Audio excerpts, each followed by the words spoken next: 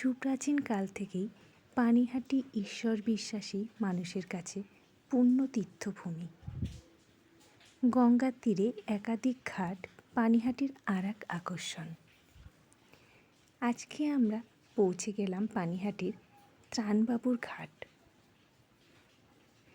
এই ঘাটের পাশে রয়েছে ছোট্ট শিবলিঙ্গ। বহু মানুষ গঙ্গা স্নান সেরে এখানে শিব ঠাকুরের পুজো করেন। এই মন্দিরের পাশেই বয়ে চলেছে মা গঙ্গা। এখানে চওড়া সিঁড়ি ধাপে ধাপে সুন্দরভাবে নির্মিত হয়েছে।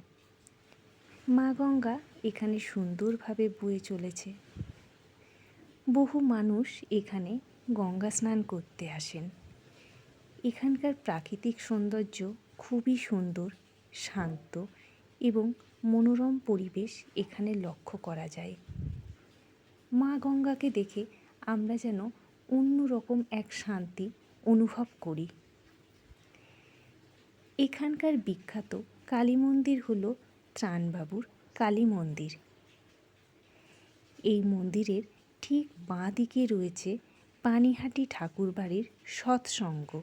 সাদা রঙের এই সৎসঙ্গটি দেখতে অপূর্ব। এই সৎসঙ্গের চারিদিকটি সবুজ দ্বারা নির্মিত।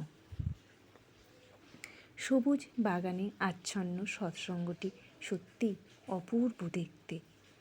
এর আগে আমাদের এই স্থানে কখনোই আসা হয়নি। সৎসঙ্গের চূড়াটি যেন নীল আকাশকে স্পর্শ করছে। এবার আমরা চলে আসলাম সৎসঙ্গের একদম সামনের দিকে।